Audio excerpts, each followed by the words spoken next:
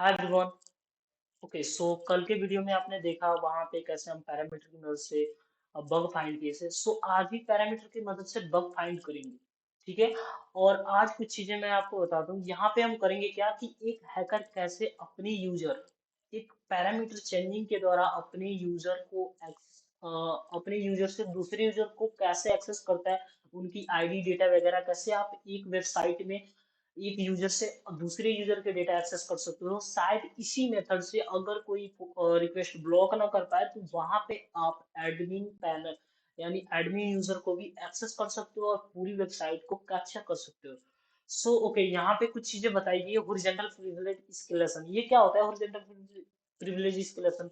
सो यहाँ पे हम देखते हैं if an employee can access, यहाँ पे बताया गया है if an employee can access the record of the other employee as well as they are on the uh, on then this is a horizontal privilege escalation। यानी आप simple समझो कि मैंने जो चीज बताया ना, एक यूजर से अनदर यूजर का डेटा यानी किसी अकाउंट को टेक ओवर कर लेना, इन चीजों को बताता है कि ये हॉरिजॉन्टल प्रिविलेज एस्केलेशन है। और यहाँ पे आपको दिखाई गई एक यूआरएल और यहाँ पे क्या दिख रहा है, एक पैरामीटर आईडी इक्वल टू 123। सो ये पैरामीटर है और इसी पैरामीटर को चेंज करके आप किसी एक यूजर के आईडी को दूसरे यूजर आईडी एक अपने यूजर आईडी से दूसरे यूजर आईडी को कॉपी करके पेस्ट करके आप वहां पे जा सकते हो। सो मैं इसमें बताऊंगा, ये चीजें आपको समझ नहीं आएगी क्योंकि सिंपल से ये समझो कि आप अपने आईडी से किसी और की आईडी पे जा सकते हो, उस आईडी की सारी डेटा देख सकते हो, एक्सेस कर सकते हो।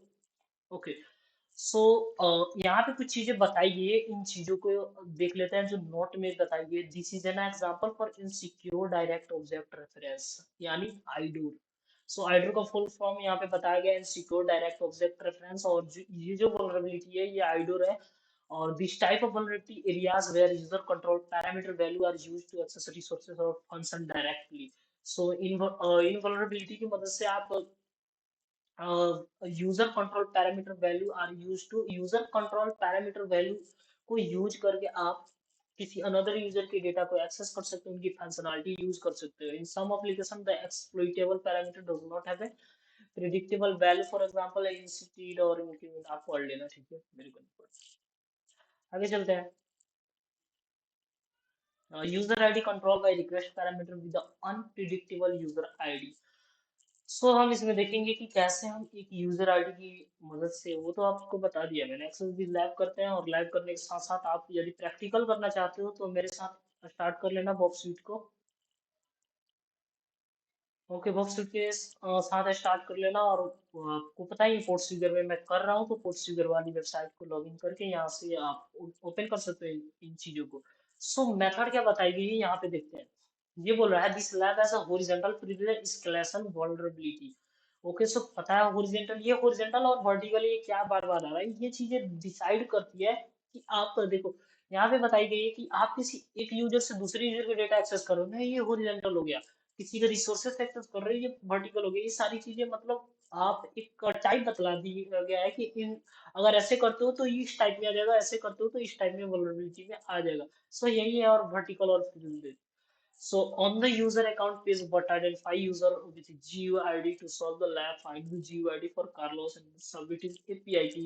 So पूरी मिलाकर बात क्या है कि आपको इस यूजर आईडी से लॉगिन करके इस यूजर आईडी का एक्सेस लेना है और इस यूजर आईडी का एपीआई सबमिट करना है लैब में। सो सबमिट का बटन कहीं है क्या? है। ओके, यहाँ पे आपको सबमिट करना है। सो और कुछ नहीं, सॉल्व करते हैं, माई अकाउंट में चलते हैं। और माई अकाउंट में जाने के बाद मैं उस आईडी को लॉगिन करूंगा, WIENER। और यहाँ पे PETR, पीटर नॉनसेंस। ओके, सो हम अभी कौन से अकाउंट से हैं? विनर। ओके, और मैं होम पे चलता हूँ। देखो करते क्या, कभी भी किसी वेबसाइट पे मान लो आप जा रहे हो, वहां पे इस बग को कैसे फाइंड करोगे? मान लो मैंने एक वेबसाइट खोली और ये वेबसाइट ही ये है, ठीक है, ये वेबसाइट दिख रही है, यहाँ पे ब्लॉग व्लॉग लिखे हुए हैं और मैं ब्लॉग व्लॉग को एक एक करके ओपन करता हूँ। ठीक है, मैं इस ब्लॉग को ओपन करता हूँ और यूआरएल पर ध्यान देता हूँ, पोस्ट आईडी इज वन लिखा है, सो ठीक है, पोस्ट आईडी हो गया। और ये एडमिनिस्ट्रेटर है, ठीक है, एडमिनिस्ट्रेटर ने जो एडमिन है उसने ये ब्लॉग लिख के सेंड किया है, और यहाँ पे कुछ कमेंट्स वगैरह है। सो एडमिनिस्ट्रेटर पे क्लिक हो रहा है, सो एडमिनिस्ट्रेटर पे मैंने क्लिक किया ना, तो ये चेंज देखना, यूआरएल में चेंजिंग दिख रहा है ना कुछ करके, यूजर आईडी, ये पैरामीटर्स, यहाँ पे यूजर आईडी दिख रही है। देखिए, हम पीछे जाते हैं, यहाँ पे क्या बोला है, कैरलोस, यानी इस यूजर का पोस्ट को फाइंड करना है इस ब्लॉग में, और फाइंड करके उसकी यूजर आईडी को कॉपी करना है। सो एक बार देखते हैं, ट्राई करते हैं, क्या हम एडमिनिस्ट्रेटर का एक्सेस ले सकते हैं। सो मान लो मुझे ये यूजर दिखा, और मैंने क्या किया, व्यू पोस्ट इस पे यहाँ पे गया और यूजर आईडी मुझे मिल गया। सो यूजर आईडी को कॉपी करके रख लेते हैं, ये काम आएगा। ओके, और हम जाते हैं माई अकाउंट पे, और स्टार्ट करते हैं अपना जो यूजर आईडी है ना, करते क्या है देखो, हम क्या करेंगे, इंटरसेप्ट करेंगे। इंटरसेप्ट क्या करेंगे, अपने यूजर आईडी को। देखो मैं इंटरसेप्ट करता हूँ, स्टार्ट किया, बॉक्सीट ओपन हो गया, और मैं क्या किया, यहाँ पे रिफ्रेश किया इसे। रिफ्रेश होने के बाद माई अकाउंट और आईडी इज इक्वल टू ये आ गया, ठीक है, आईडी हमारा आ गया।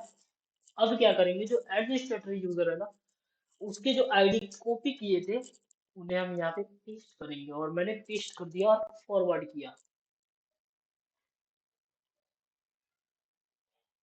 यूजर आईडी बदल गया ना, हम एडमिन एक्सेस ले चुके हैं, लेकिन ये एडमिन नहीं है, ये एडमिन है ही नहीं, क्योंकि ये एक यूजर नेम है, एडमिनिस्ट्रेटर नहीं। तो अगर एडमिन रहता ना, तो मुझे ये वेबसाइट की फुल्ली कंट्रोल देता, और यहाँ पे एडमिन पैनल जरूर लिखता, एडमिन एक्सेस कुछ करके लिखता, ठीक है। सो हमें क्या करना है, कार्लोस, कार्लोस की आईडी को एक्सेस करना है ना। ओके, सो मैं कार्लोस की आईडी एक्सेस करता हूँ, और यहाँ से होम पे जाते हैं। क्या मैं होम पे जा पा रहा हूँ, ओके, मैंने ये स्टार्ट किया ना।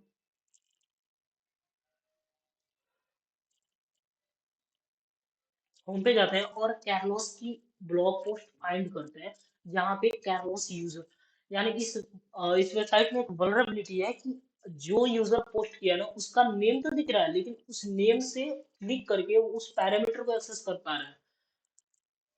सो एक एक करके हमें चेक करना होगा। सो व्यू पोस्ट पे करते हैं, क्या कैरलोस है, नहीं मैं हूँ, ये मेरे द्वारा पोस्ट किया गया है, भले ही मैंने पोस्ट नहीं किया, लेकिन यूजर ये बता रहा है, ठीक है।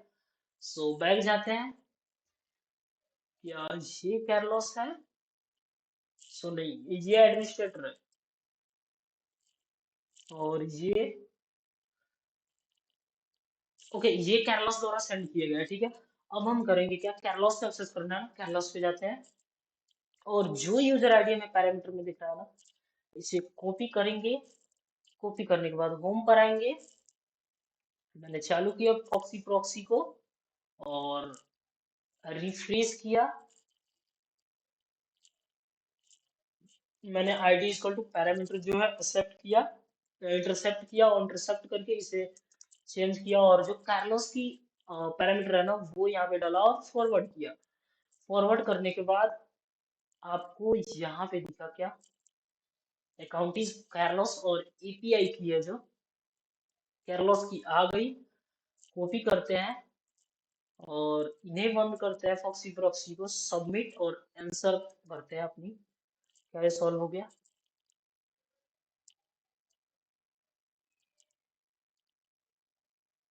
Okay, congratulation, you solve the lab. Okay, so हमने फाइनली सॉल्व कर दिया लैब को, और देखा हमने कि कैसे एक हैकर किसी यूजर अकाउंट को एक्सेस कर सकता है एक पैरामीटर की वजह से।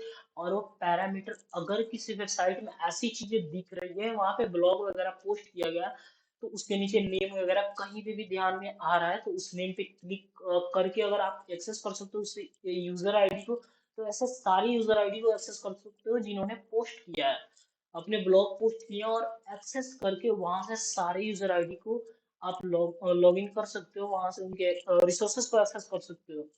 सो यदि ये वीडियो आपको अच्छा लगा हो, तो लाइक सब्सक्राइब कर ही देना। Okay, thank you.